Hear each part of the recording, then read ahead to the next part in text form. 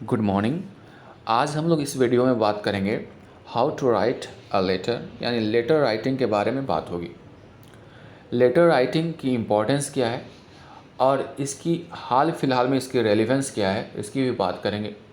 साथ ही हम लोग बात करेंगे इसके फॉर्मेट की कि क्या एक सही फॉर्मेट हो सकता है लेटर लिखने का, क्योंकि हाल फिलहाल के जो एग्ज़ाम्स आप देख रहे हैं, जो कि चाहे वो एसएससी से हो या फिर बैंकिंग के क्षेत्र में हो, वहाँ पे लेटर राइटिंग और एसे राइटिंग का एक अपना ही महत्व हो गया है, क्योंकि उसमें एक डिस्क्रिप्टिव पेपर होता है। डिस्क्रिप्टिव पेपर में लेटर राइटिंग और एसे राइटिंग पूछा जाता है। तो ज़रूरी है कि आपको सही से लिखना है, उसका एक सही फॉर्मेट आप फॉलो करें और कैसे क्या क्या चीज़ें उसमें इंक्लूडेड होना चाहिए उसकी आपके पास जानकारी हो, तभी एक आप अच्छे लेटर लिख सकते हो। साथ ही लेटर या ऐसे राइटिंग लिखने के लिए ज़रूरी है कि आप नियमित तौर पे प्रैक्टिस करते रहो। अगर प्रैक्टिस नहीं है तो फिर एग्ज़ामिनेशन में दिक्कत हो जाएगी। दूसरी बात, अगर हम लोग बात करें लेटर राइटिंग के संदर्भ में, तो सबसे पहले ज़रूरी ये होता है कि आपके हैंड राइटिंग वगैरह जो है वो सही होनी चाहिए। उसकी चर्चा हम लोग अभी थोड़ी देर में करेंगे। एक ज़माना हुआ करता था जब लेटर का बहुत ही महत्व हुआ करता था। कई बार गाँव के दूर दराज लोग कम्युनिकेशन का माध्यम यही था। और आज अपने ज़िंदगी में भी मैंने देखा है, 10 से 20 साल पहले की अगर बात करें तो उस समय भी लेटर का अपना ही महत्व होता था। कई बार लेटर तो पहुंचने में बहुत ज़्यादा देर हो जाती थी। शादी का किसी का इनविटेशन आया, शादी ख़त्म हो जाती थी, उसके बाद वो लेटर पहुंचता था। उसका अपना ही एक मज़ा था। लोग उसकी बेसब्री से इंतज़ार करते थे, पेशेंस होता था लोगों में। लेकिन आजकल के लाइफ में जो फास्ट रनिंग लाइफ है, उसमें लेटर का महत्व तो थोड़ा कम हुआ है। इनफॉर्मल लेटर्स कम हो गए हैं, बट फॉर्मल लेटर अभी भी ज़िंदा है। कि कोई भी ऑफिशियल वर्क होता है, अगर आप देखो तो उसमें फॉर्मल लेटर लिख करके ही होता है। ये नहीं कि आप बोल दिया हो गया। यानी फॉर्मल लेटर की अभी भी इम्पोर्टेंस है, चाहे वो किसी भी ऑफिस में हो, चाहे अपने बॉस के पास आपको लिखना हो, चाहे प्रिंसिपल के पास लिखना हो, चाहे आपको म्यूनिसिपल कॉरपोरेशन के पास लिखना हो, बैंक मैनेजर के पास लिखना हो, या फिर आपको एडिटर के पास लेटर लिखना हो। ये सारे जो हैं फॉर्मल लेटर्स में आते हैं। जॉब लेटर लिखना हो तो ये फॉर्मल लेटर हो गए।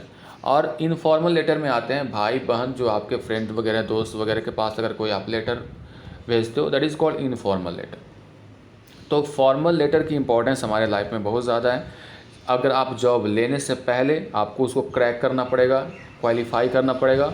और जॉब लेने के बाद अगर आप कम्युनिकेट करना चाहते हो अपने बॉस वगैरह के साथ, तो वहाँ पे भी या छुट्टी वगैरह लेने की ज़रूरत पड़ेगी, या फिर आपको जॉब रिज़ाइन करने की ज़रूरत पड़ेगी, तो वहाँ भी आपको लेटर लिखना पड़ेगा, वो दैट विल बी फॉर्मल। तो उसकी चर्चा होगी। तो ये इसकी इम्पोर्टेंस अभी भी है, बनी हुई है, और आपको सीखना ही चाहिए। खासकर अगर आप कॉम्पिटिटिव की तैयारी कर रहे हैं तो आपको ज़रूर पढ़ना है। 1-2 दिन में होने वाली चीज़ नहीं है, इसमें प्रैक्टिस की ज़रूरत पड़ती है। फॉर्मेट वगैरह बता दिया जाएगा आपको। बात करते हैं कि अगर आप एग्ज़ाम में अगर इसको लिखते हैं तो मार्क्स का डिस्ट्रीब्यूशन किस रूप में होता है, एक चेक करने वाला क्या क्या सोच करके आपको मार्क्स देता है। तो पहली चीज़ जिसमें हम लोग चर्चा करेंगे रेलेवेंस की, यानी जो आपको टॉपिक दिया गया, जिस बात के बारे में आपको लिखने के कहा गया, उसकी एक रेलेवेंस होनी चाहिए। ये नहीं कि इसको घुमा फिरा करके बात करो, टू द पॉइंट बात करो। जो आप बात कह रहे हो, जो बोल रहे हो, उसके साथ रेलिवेंट, उसके साथ उसका जुड़ाव है कि नहीं, तर्क संगत बातें होनी चाहिए, आलतू फालतू की बातें नहीं होनी चाहिए। ये बोला जा रहा है, उसका एक अपना ही स्थान है। That you are going to get 10 marks for that. Format की अगर हम लोग बात करें तो सबसे पहले इंपॉर्टेंट पार्ट है वो फॉर्मेट होता है, क्योंकि सही सलीके से अगर लिखा हुआ है, तरीके को अपनाया गया है लिखने में, क्या क्या स्टेप्स होते हैं, कहाँ कहाँ पे किसको प्लेस करना है, उसका प्लेसमेंट सही तरीके से होगा तो उसका एक अलग पोजीशन है, और that will be of 8 marks. Spelling और ग्रामर आपकी समझ को बताता है कि आप कितना इस लैंग्वेज को जानते हो। तो ग्रामर और स्पेलिंग की भी इंपॉर्टेंस है, 4 मार्क्स आएंगे। वर्ड लिमिट, जनरली अगर हम लोग एसएससी की बात करें तो 150 मार्क्स का आता है एमटीएस और एलडीसी में, सॉरी 150 वर्ड्स लिमिट होते हैं, मार्क्स नहीं, वर्ड लिमिट्स होते हैं इसके।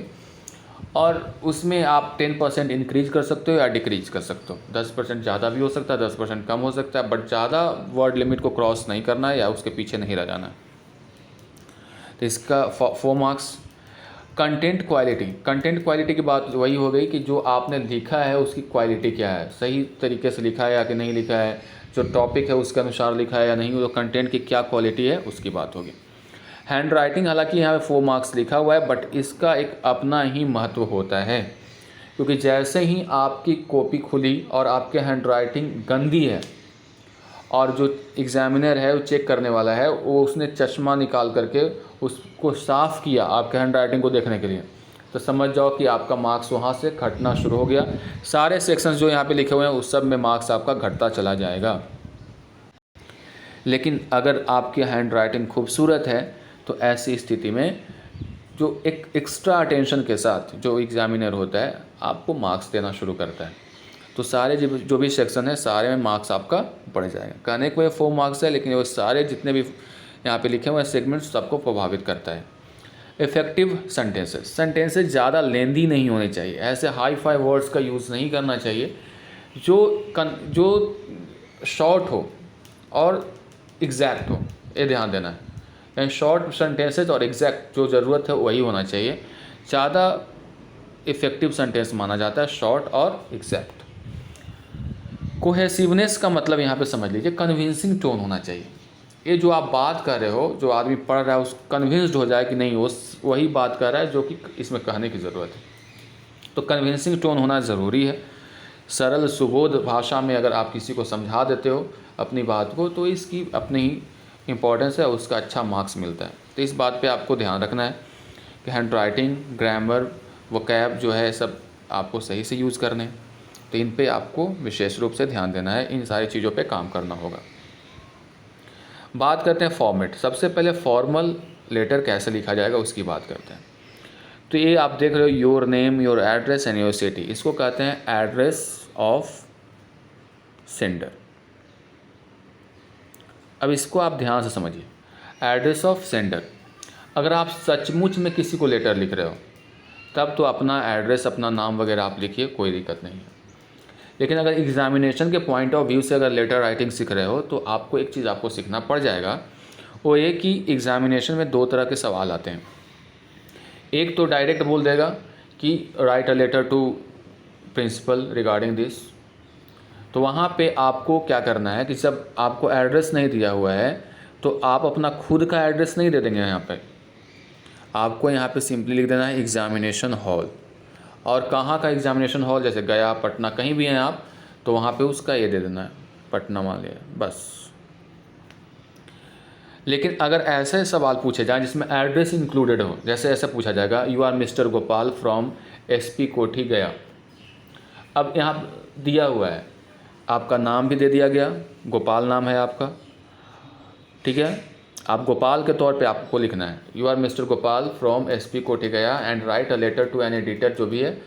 तो अगर ऐसा कहा दिया गया तो अब आप क्या हो, आप अपना नाम आइडेंटिटी भूल जाओ, आप हो गोपाल, कहाँ से हो तो SP कोठी से हो, और कहाँ कौन सा सिटी तो गया। तो यहाँ पे लिखा जाएगा गोपाल, यहाँ पे लिखा जाएगा आपका एड्रेस SP कोठी, और यहाँ पे लिखा जाएगा सिटी गया।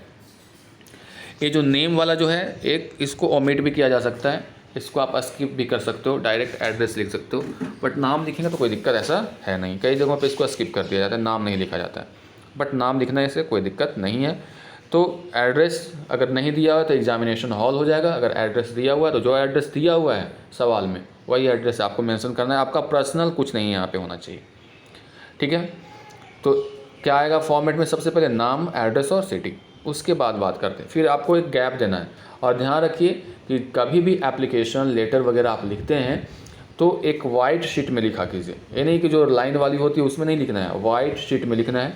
और यहाँ पे देखिए थोड़ा सा गैप मेंटेन करना है, समझो कि एक लाइन ड्रॉप करना है वैसा गैप। उसके बाद डेट लिखाएगा, तो डेट लिख करके डेट नहीं लिखना है, यहाँ पे डेट लिखने की ज़रूरत नहीं है। डेट तो मैंने बताया कि ये डेट होता है, यहाँ पे डेट मान लिया जाए आज के डेट को ही देखें तो आज है 25 ना,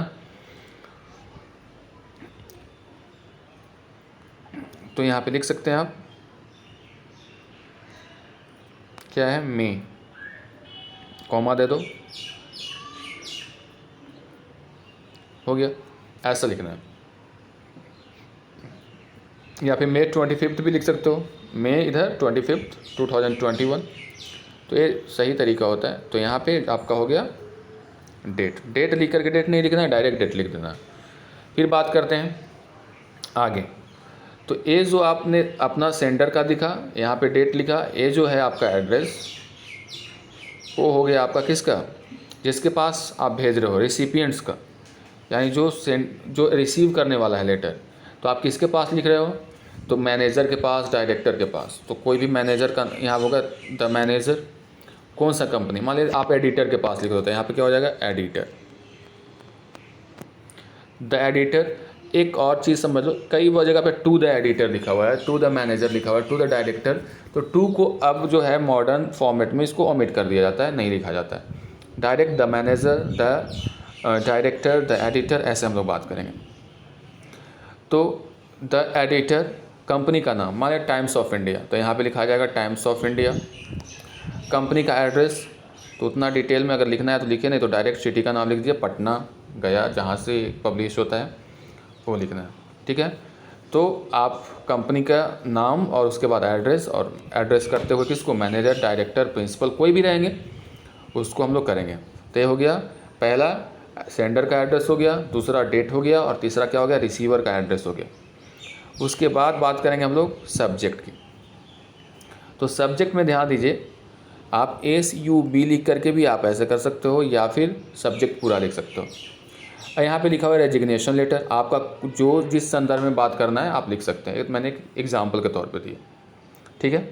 उसके बाद बात आती है सैल्यूटेशन की, जिसमें आप सर या ऑब्लिक है यहाँ पे, सर और मैडम यूज़ कर सकते हो, डियर सर और मैडम यूज़ कर सकते हो, ठीक है। रिस्पेक्टेड सर कर सकते हो, या केवल आप सर ही लिख सकते हो, कोई ज़रूरत नहीं है डियर वगैरह लगाने की। Sir, madam, dear sir, dear madam, respected sir, ये सारी चीज़ों को आप लिख सकते हैं। तो ये हो गया आपका सैल्यूटेशन। ये जो पार्ट होता है, ये वाले पार्ट को देखिए, और बार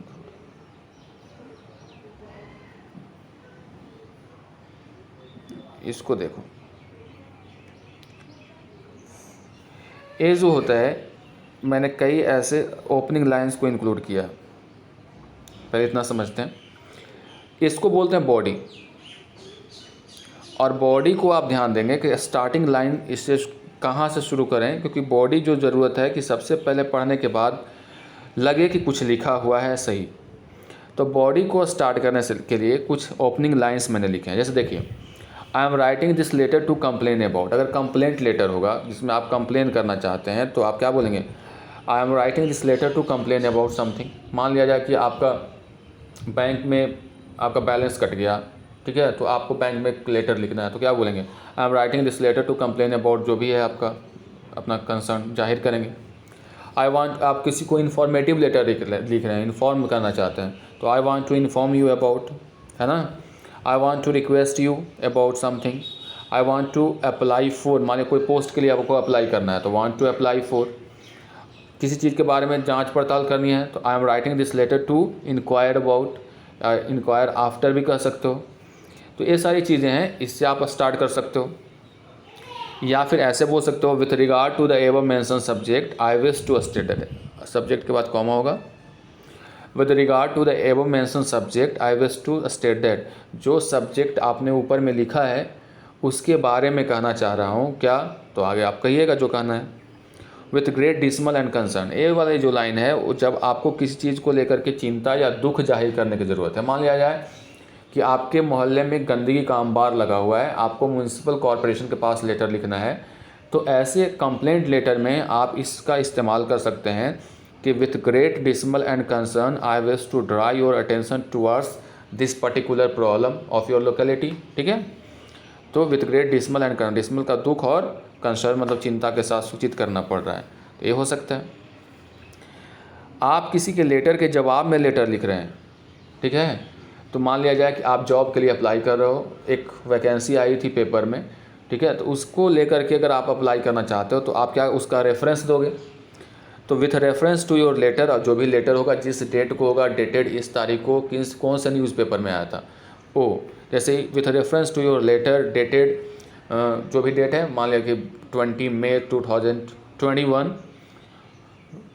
इन कोई भी newspaper, the Hindustan Times or the Times of India, I want to offer myself for the same, उसके लिए मैं अपने आप को ऑफर करना चाहता हूँ। ये जो आप देख रहे हो ओपनिंग लाइन होगा, जब भी एडिटर के पास आप लेटर लिखेंगे तो इसकी ओपनिंग ऐसे हो सकती है, जैसे through the column of your esteemed newspaper I would like to draw attention.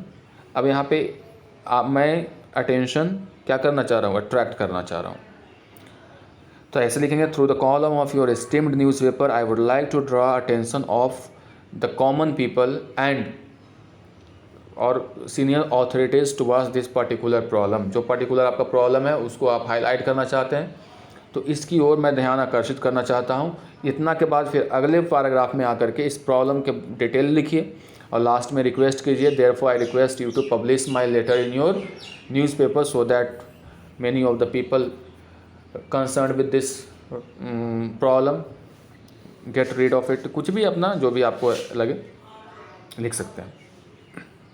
तो अभी जो बात हुई ओपनिंग लाइन क्या है, बॉडी में जो ओपनिंग लाइन होगा आप इसमें से कोई अपने सिचुएशन लेटर के टाइप पर डिपेंड करेगा कैसा लेटर है कर सकते हो। फिर बात होगी सब्सक्रिप्शन की। जब इतना लिखा जाता है तो आप सब्सक्रिप्शन लिखते हो, जिसमें योर्स फेथफुल्ली योर्स लिख सकते हो, योर्स सिंसियरली योर्स। ये जो होगा फॉर्मल में होगा, और इनफॉर्मल के लिए आप ये लिख सकते हो जो नीचे लिखा हुआ है, योर्स अफेक्शनेटली, योर अफेक्शनेट और विथ लव, डार्लिंग वगैरह जो भी आपको लिखना है अपना लिख सकते हैं। तो ये हो गया इनफॉर्मल, ऊपर वाला फॉर्मल होता है। उसके बाद सिग्नेचर करने की ज़रूरत पड़ती है। It must be hand written, ध्यान रखना है कि सिग्नेचर जब भी होगा तो हैंड रिटन होगा। It must be below the subscription, यानी योर्स फेथफुल्ली, योर्स सिंसियरली जो भी आ रहा है उसके जस्ट पहले आएगा, पहले नहीं उसके नीचे आएगा, इस सब्सक्रिप्शन के नीचे। Never sign a letter with a mister, miss और डॉक्टर, यानी कभी भी आप साइन करते हो तो आप मिस्टर XYZ नहीं लिखो, मिस नहीं लगाओ अपने नाम के पहले, डॉक्टर वगैरह लगाने की ज़रूरत नहीं है, डायरेक्ट जो नाम है वो लिखना है आपको। और ध्यान रखें कि अगर अननोन व्यक्ति के पास अगर लिख रहे हैं तो आपका जो सिग्नेचर होना चाहिए वो स्पष्ट होना चाहिए, ना कि अस्पष्ट होना चाहिए, ठीक है। और बढ़ते हैं आगे। तो सबसे पहले फॉर्मल लेटर के बारे में एक फिर समझ लेते हैं। आपको ऊपर में अपना एड्रेस जो आदमी लिख रहा है वो लिखेगा, एग्जामिनेशन हॉल लिखेगा अगर एड्रेस नहीं दिया हुआ है, अगर दिया हुआ है तो जो दिया हुआ है वही लिखना है यहाँ पे। फिर डेट लिख करके, डेट नहीं डायरेक्ट डेट लिख देना है, जिसको आप लिख रहे हो उसके पास फिर आपको ये कर देना है यहाँ पे, और सब्जेक्ट आएगा। उसके बाद यहाँ पे सैल्यूटेशन, सर मैडम जो भी आना होगा आएगा। उसके बाद ओपनिंग लाइन है, बॉडी कहलाता है। तो बॉडी में सबसे पहले स्टार्टिंग जैसा लेटर रहेगा वैसा आप करेंगे। मान लिया जाए कि एडिटर के पास लिखना है तो जो लास्ट वाला मैंने बताया उससे शुरू करना है आपको, through the column of your esteemed newspaper. अगर आपको कोई चिंता जाहिर करनी है, कंप्लेन करना, तो डिसमल और कंसर्न वाला यूज़ कर सकते हो। अगर आप प्रिंसिपल वगैरह के पास यानी लिखना चाह रहे हो तो वहाँ पे भी आप लिख सकते हो with regard to the above mention subject, ठीक है। ये सारी चीज़ें आप कर सकते हो। तो ये जो बातें हो गई फॉर्मल लेटर की। आगे बात करते हैं हम लोग इनफॉर्मल लेटर। देखो इसमें भी एड्रेस ऑफ सेंडर होता है, जो लिखने वाला व्यक्ति है उसका इसमें भी एड्रेस आप देख सकते हैं कि है।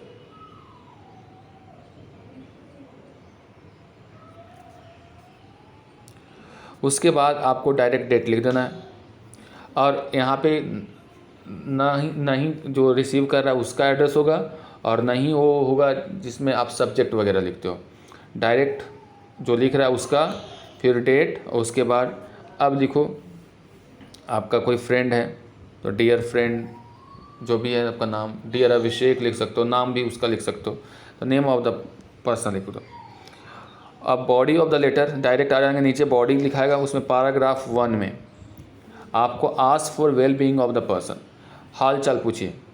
डियर अभिषेक, नीचे लिखाएगा how are you, I hope you are fine, here I am also fine, ठीक है। तो पहले हाल चाल पूछो।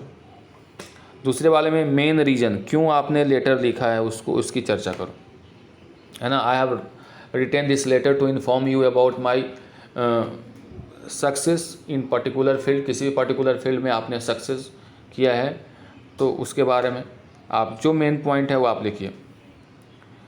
पैराग्राफ 3 कंक्लूजन होगा and the end of the letter. यहाँ पे आप कंक्लूड करो, ठीक है, और अपना जो आशीर्वाद है या फिर अपना जो मैसेज है आप अपने बड़ों को भी कन्वे कर सकते हो।